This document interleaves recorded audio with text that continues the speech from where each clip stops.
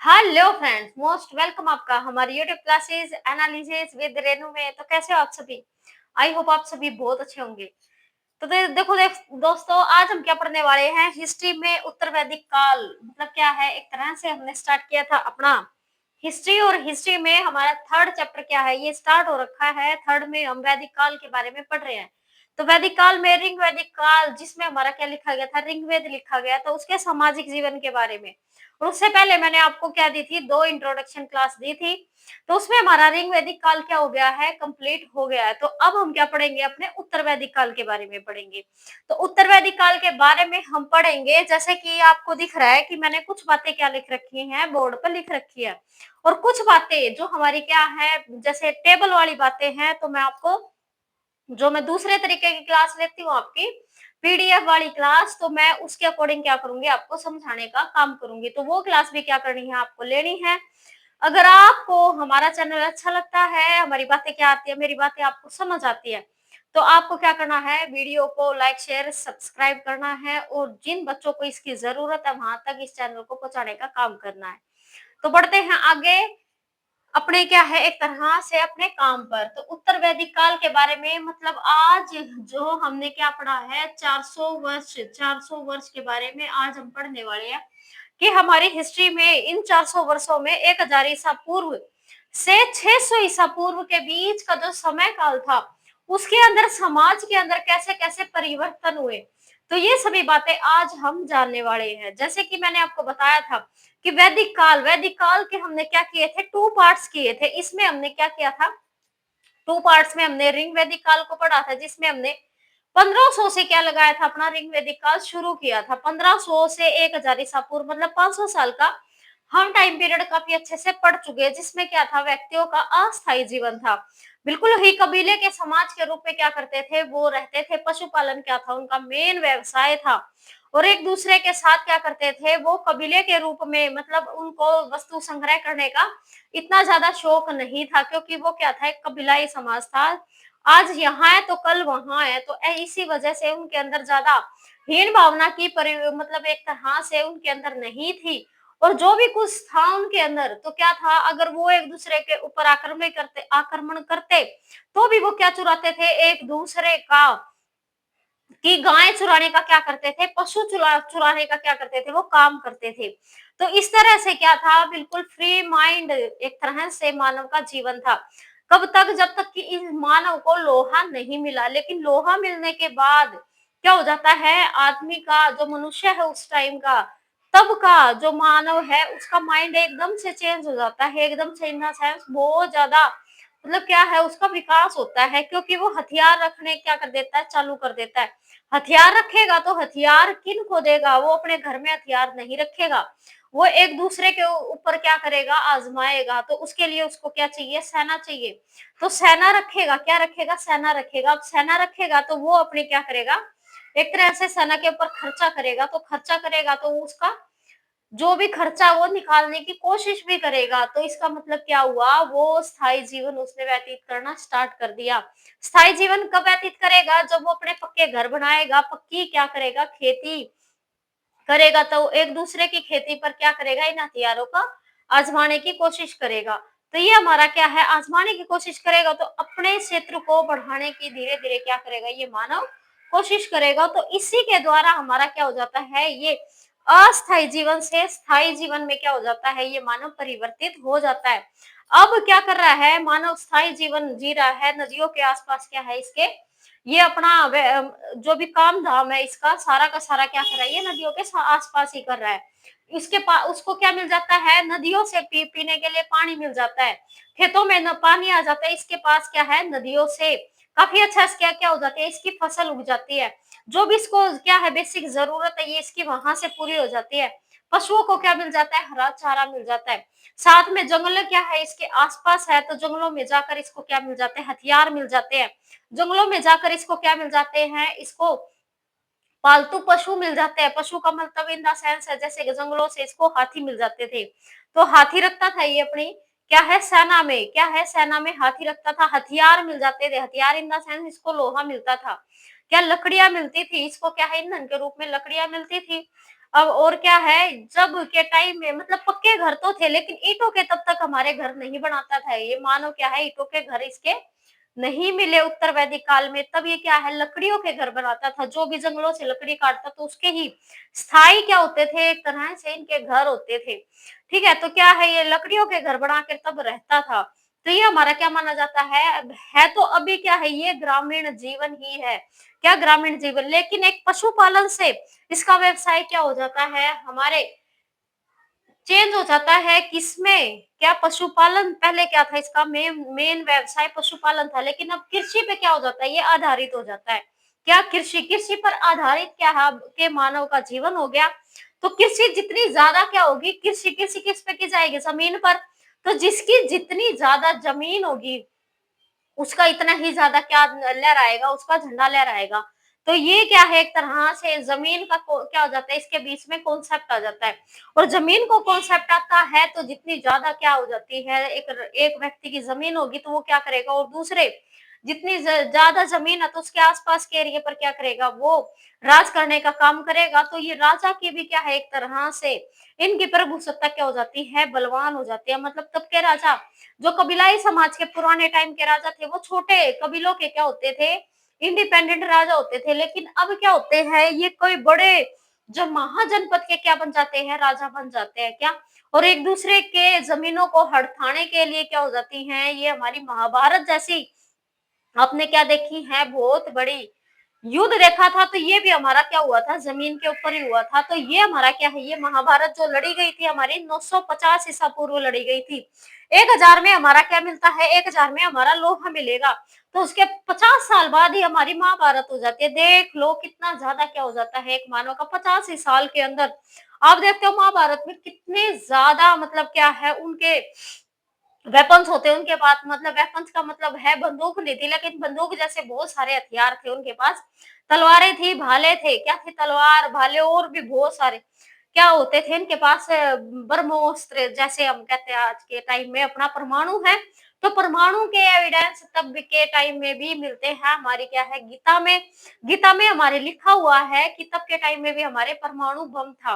आज के टाइम में हमने उसको परमाणु बोल दिया, एटम बम बोल दिया, लेकिन तब के टाइम में क्या था उसको बोला जाता था ब्रह्मास्त्र। क्या है ब्रह्मास्त्र, माना जाता है जैसे हमारे आज के टाइम में कहीं पर परमाणु गिर जाता है तो वहां की जमीन बंजर हो जाती है, आसपास का सारा एरिया क्या हो जाता है खत्म हो जाता है कई हजार वर्षों तक। तो ऐसा ही तब के टाइम में भी क्या था ये ब्रह्मास्त्र था, तब ये कहीं पर यूज किया जाता था तो वहां की भी जमीन बिल्कुल सेम परमाणु बम की तरह आज के यूज मतलब वैसे ही होती थी जैसे के टाइम में आज होती है। तो माना जाता है हमारे जो पहले के टाइम पीरियड में था तो काफी ज्यादा विकसित क्या था ये मानव था। ठीक है, तो ये सारी बातें आज के हमारे क्या है ये हम 400 वर्षों में आज हम पढ़ेंगे। बात कर लेते हैं अपनी क्या है एक तरह से लेडीज की। अब रिंग वैदिक काल में तो क्या था समाज के अंदर लेडीज को बहुत ज्यादा मतलब मान्यता मतलब एक तरह से माना जाता था। पितरात्मक क्या है वो समाज था रिंग वैदिक काल के अंदर भी, लेकिन और ज्यादा मतलब क्या है यहाँ पर पितृ का मतलब पुत्र का क्या है एक तरह से कॉन्सेप्ट ज्यादा बढ़ चढ़ के आता है। क्यों, क्योंकि यहाँ पर जमीन का काम हो गया। क्या है जमीन बढ़ाने का युद्ध लड़ने का क्या है बहुत ज्यादा यहाँ पर क्या देखा जाता है यहाँ पर देखा जाता है। तो इसी वजह से बल का क्या है यहाँ पर यूज ज्यादा किया जाता है उत्तर वैदिक काल में। क्या बल का यूज, तो बल का यूज कौन करेगा अधिकतर देखा जाता है हमारे समाज में। वैसे फिजिकली क्या है फिजिकली भी भगवान ने क्या बनाया है जो मेल है उनको थोड़ा सा क्या बनाया है बॉडी से बिल्ड बनाया है। तो इसी वजह से क्या है जो लड़कियां थी वो क्या हो जाती हैं नीचे गिर जाती है। जो लड़कियां थी स्त्रियां थी घर में उनके जो पहले के समाज में जो सम्मान था अब वो सम्मान उनको नहीं दिया जाता। पहले सभा और समिति की क्या होती थी वो मेंबर होती थी, लेकिन अब उनको सभा समिति के किसी भी रूप में मेंबर नहीं बनाया जाएगा। उनका राजनीति में कोई भी यूज नहीं होगा, मतलब कोई भी एक तरह से उनकी पूछताछ नहीं की जाएगी, युद्ध में कोई भी उनकी पूछताछ नहीं की जाएगी। उनको सिर्फ एक क्या है एक सजने धजने की एक क्या बनाया जाता है उनको इन द सेंस वो समझ गए होगे आप। ठीक है, तो मतलब सच मतलब घर में रहने का एक मेंबर उसको बना दिया जाता है। ये फालतू के काम जितने भी है वो क्या करेगी वो लेडी करेगी।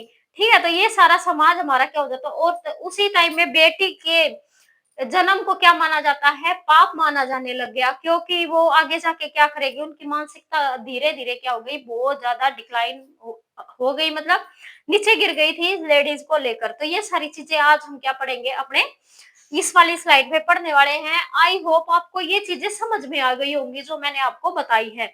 अगर आपको ये चीज़ें समझ में आती हैं तो वीडियो को ज़्यादा से ज़्यादा आपको क्या करना है, शेयर करना है, लाइक करना है और चैनल को सब्सक्राइब भी करना है। तो मिल करते हैं अपनी क्या है, जो मैंने बोर्ड पर लिखा है उसको भी मैं क्या कर देती हूँ, आपको समझा देती हूँ। देखो क्या है, हमारा उत्तर वैदिक काल 1000 से क्या हो जाएगा, ये हमारा 600 ईसा पूर्व मतलब बिफोर क्राइस्ट, जो हमारा क्या है, ये ईसा पूर्व, जो ईसा मसीह के जन्म से क्या है, ये हमारे क्या है, पहले के टाइम में है। तो अभी क्या है, हमारा 400 वर्षों का क्या पढ़ रहे हैं हम, टाइम पीरियड पढ़ रहे हैं। तो भारतीय इतिहास में जिस काल में क्या हुआ था, हमारा यजुर्वेद, सामवेद, अथर्ववेद क्या हुए थे, देखो 4 हमारे क्या थे, ये वेद थे। एक तो ऋग्वेद था हमारा, सबसे महान और सबसे पहली मनुष्य की जो पुस्तक मानी जाती है, तो वो क्या हमारा ऋग्वेद है। तो सबसे ज्यादा जो मतलब एक तरह से हमारे सनातन धर्म में सबसे ज्यादा इंपॉर्टेंट माना जाता है, तो हमारा क्या है, वो वेद है। तो उसमें से सबसे पहले हमारा ऋग्वेद था, सामवेद, यजुर्वेद और अथर्ववेद। तो एक युग में हमारा क्या लिखा गया था, ऋग्वेदिक काल में क्या है, ऋग्वेदिक काल में ऋग्वेद लिखा गया था। लेकिन उसके बाद हमारे क्या आए थे, ये 3 और अलग वेद आए थे जिसको उत्तर वैदिक काल में लिखा गया। तो वही क्या बता रहा है, ये बता रहा है कि भारतीय इतिहास में जिस काल में हमारे क्या लिखे गए थे, यजुर्वेद आया, यजुर्वेद जो यज्ञ करने के क्या आते हैं, हमारे सारे मंत्र इसके अंदर लिखे गए हैं। सामवेद मतलब जो संगीत के बारे में हमारी चीजें लिखी गई हैं। अथर्ववेद जो हमारे अथर्वा ऋषि ने जितने भी जादू टोने और क्या है, जो भी हमारे विज्ञान और क्या जैसे मेडिकल साइंस है, ये सारी चीजें हमारी क्या लिख रखी है, हमारे अथर्वा वेद के अंदर लिख रखी हैं। तो वो सारी चीजें क्या आ जाएंगे, हमारे अथर्वा ऋषि के द्वारा लिखी गई है। सबसे ज्यादा इंपॉर्टेंट हमारा ये अथर्वा वेद माना जाता है। क्यों? क्योंकि आज के टाइम में सबसे ज्यादा यूज हमारा क्या होता है, अथर्ववेद का ही होता है। तो यही हमारा क्या है, ये इंपॉर्टेंट है। अब इसको आसान करने के लिए, हमारे इन वेदों की भाषा को आम जन तक पहुंचाने के लिए हमारे क्या लिखे गए थे, हमारे ब्राह्मण लिखे गए थे। क्या लिखे गए, हमारे ब्राह्मण लिखे गए। तो ये हमारी कास्ट नहीं होके, मतलब एक तरह से जो वर्ण व्यवस्था थी वो ना होके क्या है, ये ब्राह्मण हमारे किताबें हैं, क्या है, जो वेदों को आसान करने के लिए लिखी गई थी। अरण्य का मतलब होता है जो जंगलों में घूम घूम कर क्या है लिखी गई, जो जंगलों में यात्रा करते हुए लिखी गई। देखो सबसे ज्यादा अच्छा ज्ञान कैसे आता है इंसान को, जब वो क्या करता है, भ्रमण करता है। भ्रमण का मतलब जब वो घूमता है, क्या है, घूम कर पूरी क्या करते हैं, हमारे ऋषि मुनि भी जो होते थे, अपना जो ज्ञान लेते थे वो कैसे लेते थे, वो घूम घूम कर पृथ्वी पर घूम घूम कर क्या करते थे, वो ज्ञान लेते थे। कभी कहीं का वातावरण क्या कर रहे हैं, वो सहन कर रहे हैं। वहां की जितनी भी शक्ति है, जितनी भी पॉजिटिव एनर्जी है, वहां की क्या करते थे, वो इनहेज करते थे, मतलब ले लेते थे।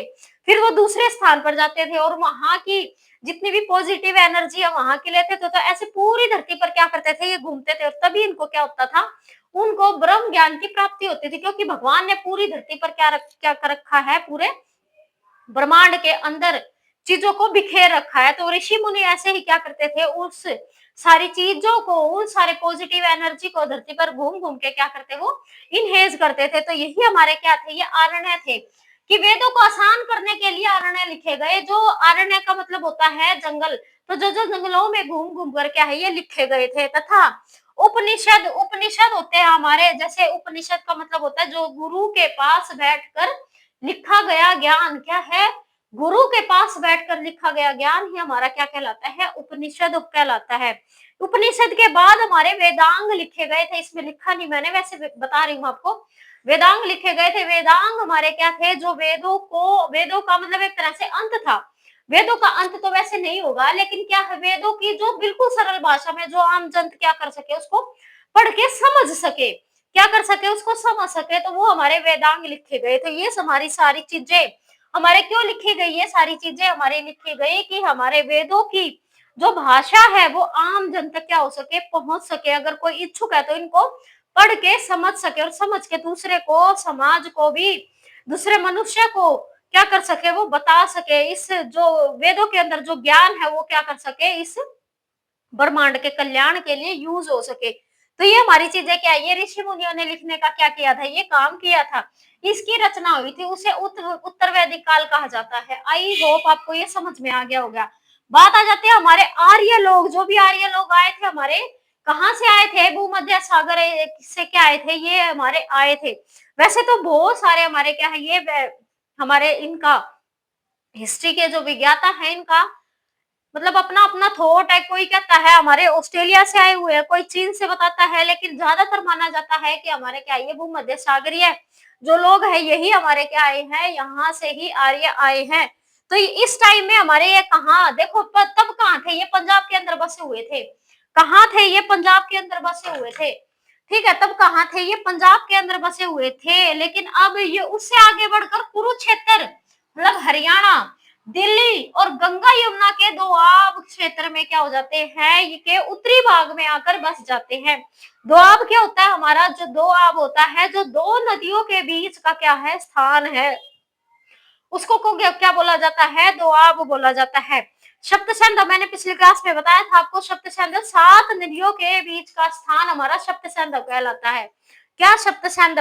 ठीक है, तो ये क्या है हमारा दोआब, दोआब क्षेत्र उत्तरी भाग में आकर क्या हो गए थे, ये बस गए थे। इसका कहने का मतलब क्या है, जो भी हमारे क्या थे ऋग्वेदिक काल में तो इतने ज्यादा हमारे क्या है, ये उत्तरी मतलब बीच वाले मिडल हमारे भारत के अंदर आके नहीं बसे थे, लेकिन अब ये गंगा के मैदान तक क्या हो गए थे, सिंधु से गंगा के मैदान तक आकर ये बस गए थे। तो हमारे क्या है, और यहीं पर आके आगे जाके क्या बना देंगे ये, अब जब हमारा 600 ईसा पूर्व आएगा, जब हमारा क्या हो जाएगा, उत्तर वैदिक काल का अंत होगा, तब हमारे बहुत ज्यादा यहाँ पर क्या हो जाएंगे, यहाँ पर जनपद निकलकर महाजनपद निकल कर आएंगे, जिनमें से हम क्या पढ़ेंगे, 16 महाजनपद को इसमें क्या करेंगे, हम पढ़ने का काम करेंगे। ठीक है, तो ऐसे हमारे क्या है, ये पुरु पुरु जो जन था और एक भरत जन था, जिसका क्या था, ये भरत जन का जो मैंने आपको बताया था, सुदास एक राजा था जिसने 10 राजाओं को हराने का काम किया था। दशानंद क्या था, ये दशानंद युद्ध बोला जाता है। और पुरुषनी नदी के पास क्या हुआ था, ये युद्ध हुआ था। क्या, पुरुषनी नदी के पास क्या हुआ था, ये युद्ध हुआ था। तो इसको बाद में जाकर उत्तर वैदिक काल में क्या बोल दिया गया, इसको कुरु बोल दिया गया, जो हमारे कुरुक्षेत्र में आकर आगे जाके क्या बनेगा, ये महाजनपद बनेगा। ऐसी अगर बात करें तो तुर्वस और किरवी चाल आगे मतलब क्या है, उत्तर वैदिक काल में पांचाल बना, जहाँ की क्या थी, ये पांचाली थी। पांचाली कोई 5 पत्नियों की बीबी को नहीं बोला जाता। पांचाल क्या था, एक राजा था जिसकी वो राजकुमारी थी, और वो पांडवों के साथ क्या हुई थी, उसका विवाह हुआ था, और इसी वजह से उसको पांचाली बोला जाता है। क्या, इसी वजह से उसको पांचाली बोला जाता है। तो ये पांचाल हमारा कहाँ से बना था, 2 जनों से मिलकर बना था, एक तुर्वस और कीरवी से मिलकर हमारा पांचाल बना था। बात कर लेते हैं अब, क्या हमारा मगध और अंग, मगध और अंग आगे जाके इम्पोर्टेंट मोस्ट इम्पोर्टेंट में क्या आएंगे, हमारे मगध और अंग आएंगे, जिसमें से हम क्या करेंगे, इनको काफी अच्छे से पढ़ेंगे। ठीक है, तो मगध जो अंग है, मगध और अंग अब उत्तर वैदिक काल में ये अभी नहीं बढ़े हैं। क्या है, इनका कोई भी एक तरह से आर्य में ये शामिल नहीं थे। क्या थे, आर्य में ये शामिल नहीं थे। आगे महाजनपद में क्या हो जाएंगे, काफी ज्यादा बलशाली हो जाएंगे, जिसमें हम मगध पढ़ेंगे। जो पांचाल है इसके समय, पांचाल इस समय क्या था, काफी ज्यादा विकसित राज्य था। क्या था, पांचाल सबसे ज्यादा विकसित क्या था, ये राज्य था। अब शासन की स्थापना का आधार क्या है, एक तरह से राजतंत्र था। राजा ही क्या करता था, राजा ही अपने बेटे को बिठाने का काम करता था। वैसा क्या आ गया था, टाइम आ गया था कि राजा अपने ही बेटे को बिठाने का क्या करेगा, काम करेगा। इसको राजतंत्र बोला जाता है। एक होता हमारा गणतंत्र। गणतंत्र क्या होता है, जो हमारे क्या है, एक तरह से जैसे अपने राज्य, अपने क्या है, लोकतंत्र है, जैसे गणतंत्र है। क्या है, लोग क्या चुनेंगे, अपने राजा को चुनने का काम करेंगे। तो ये कहीं कहीं पर क्या है, ये चीजें देखी जाती थी, लेकिन ज्यादातर जो शासन व्यवस्था थी वो राजतंत्र थी। अब सभा और समिति, सभा मैंने आपको बताई थी, जो क्या होते हैं, राजा के साथ जनता बैठकर क्या करेगी, कोई भी अपने प्रॉब्लम को सोल्व करेगी, वो सभा होती थी। लेकिन समिति, राजा क्या करेगा, अपने मुख्य आदमियों के साथ बैठकर क्या करेगा, समिति करेगा। मतलब किसी के साथ युद्ध हो गया तो क्या करेगा, समिति करेगा। अगर किसी की क्या है, गांव के अंदर प्रॉब्लम आ गई, क्या हो गया, कोई आपदा आ गई या कोई बीमारी आ गई, तो सभा बिठाएगा। क्या बिठाएगा, राजा सभा बिठाएगा। तो सभा और समिति क्या थी, एक तरह से निर्कुशता पर नियंत्रण रखती थी। जैसे आज के टाइम में हमारी लोकसभा और राज्यसभा है। अगर हमारी सरकार कुछ भी गलत करती है तो हमारे क्या होते हैं, उनके अंदर कानून पास होते हैं। अगर लोकसभा में होगी तो राज्यसभा रोक देगी, राज्यसभा में होगी तो लोकसभा रोक देगी। अगर दोनों भी नहीं रोक पाई तो हमारी न्यायपालिका क्या करेगी, उसको रोकने का काम करेगी। क्या है, अगर वो लोगों के हित में नहीं है तो। ठीक है, तो यही हमारी क्या थी, ये सब और समिति एक तरह से गलत होने से क्या करती थी, राजा को बचाती थी। मतलब गलत हो, अगर कोई राजा करता था तो उसको क्या करती थी, वो रोकने का काम करती थी। अब वर्ण व्यवस्था क्रम पर आधारित हो गई। पहले मैंने आपको बताया था, हमारे ऋग वेद के 10वें मंडल के अंदर क्या था, हमारी वर्ण व्यवस्था दी गई थी, जिसमें परम पुरुष के मुख से हमारे क्या थे, ब्राह्मण थे, और हमारे भुजाओं से मैंने बताया था क्षत्रिय, जांघों से क्या निकले थे हमारे, क्या थे, क्या बोला जाता है, वैश्य। हाँ, क्या थे, हमारे वैश्य थे, और पैरों से हमारे क्या निकले थे, शूद्र निकले थे। तो ये जो 10वां मंडल था, हमारा 10वां मंडल था, तो उसमें पहले के टाइम में क्या थी, ये वर्ण व्यवस्था कर्म पर आधारित ना होके क्या थी, एक तरह से कर्म पर आधारित थी। लेकिन अब ये क्या हो गई थी, कर्म पर आधारित ना होकर जन्म आधारित क्या कर दी गई, ये कर दी गई। पहले क्या थी, कर्म पर आधारित थी। जो ये काम करते थे, एक ही परिवार के क्या होते थे, ये लोग होते थे, जो जैसा जैसा इंटरेस्ट होता था, इंटरेस्ट के अकॉर्डिंग ही सब काम किया करते थे। लेकिन अब के टाइम में क्या हो गया, ये जन्म सिर अधिकार हो गया। अगर पंडित है तो उसका बेटा क्या करेगा, पढ़ने का काम ही करेगा, पढ़ाने का काम ही करेगा। अगर कोई शूद्र है तो शूद्र का बेटा शूद्र ही बनेगा, उसको पढ़ने का कोई भी अधिकार नहीं है। अगर कोई क्षत्रिय है तो वो अपना बेटा क्या बनाएगा, क्षत्रिय ही बनाएगा, मतलब राजा का बेटा राजा ही बनेगा। यही हमारा क्या था, इसके अंदर हमने पहले भी पढ़ा है। ठीक है, तो ये जन्म के आधार पर क्या होगी, ये आधारित होगी। महिलाओं की स्थिति क्या होगी, गिरावट आ गई। और इसमें क्या मानते हैं हम, एक दो क्या है इसके अंदर, हमारे विदुषी महिलाएं भी दी गई है। विदुषी का मतलब होता है जो बहुत ज्यादा पढ़ी लिखी महिलाएं हैं। तो एक दो हैं, वैसे हमारी महिलाओं की स्थिति में काफी कुछ गिरावट आ चुकी थी। मुख्य व्यवसाय पशुपालन के स्थान पर कृषि हो गया। ये मैं आपको बता चुकी क्यों हो गया। ठीक है, शतपथ ब्राह्मण में कृषि के 4 क्रियाएं दी गई हैं। क्या है, पहले सबसे पहले हम क्या करते हैं, खेत को जोतने का काम करते हैं, जुताई। फिर क्या करते हैं, उसमें बुआई का काम करते हैं, कोई भी बीज बोते हैं तो बुआई। उसके बाद क्या हो जाता है, बीज बो के फसल उग जाती है तो कटाई। फिर क्या हो जाती है, उसकी मुंडाई क्या हो जाती है, फिर लास्ट में क्या है, इसकी भी मुंडाई। तो ये हमारे किस में दिया गया है, ये शतपथ ब्राह्मण के अंदर। ब्राह्मण मैंने आपको बताया थे, शतपथ ब्राह्मण के अंदर ये हमारा दिया गया। सबसे ज्यादा इंपॉर्टेंट मैंने आपको बताया था, और यजुर्वेदिक से क्या है, ये ब्राह्मण दिया गया था, शतपथ ब्राह्मण। स्पेशल बताया था मैंने शतपथ ब्राह्मण के बारे में। ठीक है, अब है 24 बैलों द्वारा खींचे जाने वाले हलों का भी क्या मिलता है, यहाँ पर अपने कुरुक्षेत्र के अंदर था। ये क्या है, जो सीता माता का जो पिता था, क्या था, जो सीता माता का पिता था, उसी के पास क्या थे, ये 24 बैल थे। और उसने ही कहा जाता है, जब ये हल जोत रहा था ये 24 बैलों वाला, तो तभी क्या मिली थी उनको, धरती से सीता माता मिली थी। तो ये क्या है, हमारे काठक संहिता में क्या है, इसका उल्लेख मिलता है। अब है यजुर्वेद में ब्राही को धान, देखो मोस्ट इंपोर्टेंट है, ये पेपर में आया भी था, हमारे हरियाणा के सीईटी में आया था। क्या आया था इसमें, ये आया था गोधुम। क्या आया था, गोधुम। एक तो होता है गोधुम का मतलब गेहूं, और एक गोधुम का मतलब होता है शाम का समय। कौन सा शाम का समय, जो शाम का समय जब क्या आते हैं सारे पशु, पहले के टाइम में क्या होता था, पशु चराने के लिए जाते थे। जैसे हमारे कृष्ण भगवान हैं, चराने के लिए क्या जाते थे, अपनी गाय को जाते थे। तो वो दिन जब ढल जाता है, शाम का समय मतलब 4-5, 3 से 5 बजे का जो समय होता है, वो अपनी गाय को वापिस अपने क्या है घर पर लेकर आते थे। तो उस समय को क्या बोला जाता, गोधूम बोला जाता था। और गेहूं को भी क्या बोला जाता था, गोधूम बोला जाता है। तो ये हमारे पर्यायवाची शब्द में भी काफी बार पूछा गया है। ठीक है, ऐसे ब्रीही पूछ लेंगे तो धान होता है, ये है हमारा क्या होता है, ये जो होता है मूंग। क्या है हमारे मूंगद, मूंगद से तो आप समझ जाओगे तो क्या होता है, ये मूंग होता है। गोधूम आपको याद रखना है।